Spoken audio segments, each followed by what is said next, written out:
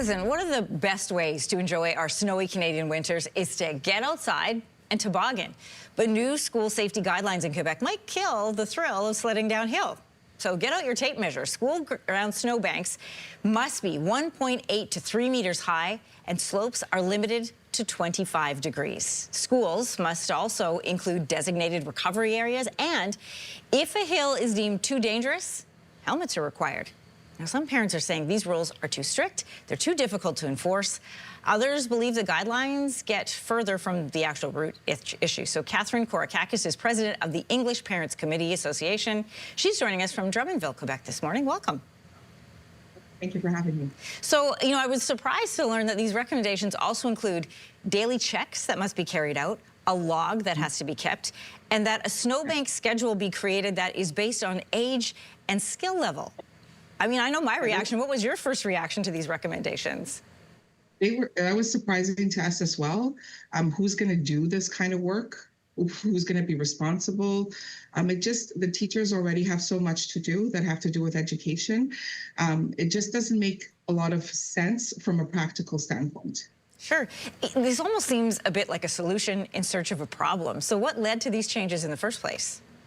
Well, the problem, there is a problem. When you put a lot of snow in front of a schoolyard and it hinders the ability for children to go to and from school in a safe manner, so entering the school or exiting the school, that is a safety concern. And we have heard from parents, even myself, when I've got to bring my children to school and they're trying to go in and there's a big amount of snow and it's very difficult to go in and they can't see the street cars or the traffic, that becomes a safety issue, right?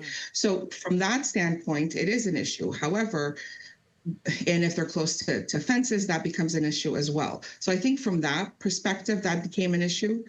But aside from that, if there's a snowbank in the school, in the middle of the school, we've never heard any issues from that, no. Yeah, I can't imagine trying to base everybody's tobogganing skill level and then have to create a schedule for the kids to follow during recess. My understanding is this isn't coming from the government or the school boards, this is coming from insurers. And they also recommend that if the snow mound doesn't meet the standards that they've laid out, that students should wear a helmet. There are ER doctors who would agree with that, but who's responsible to make sure that the kids bring and wear their helmets on the playground?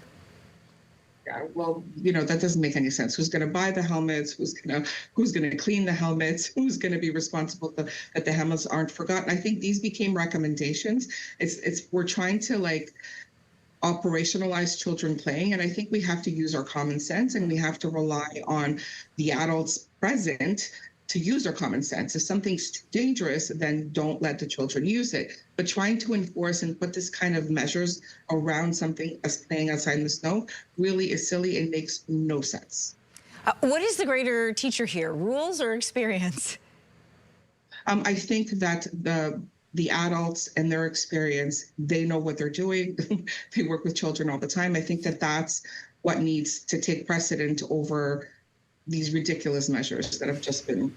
Listen, if this is something that the insurance company has recommended, and they're open to some suggestions or guideline changes, what would you recommend?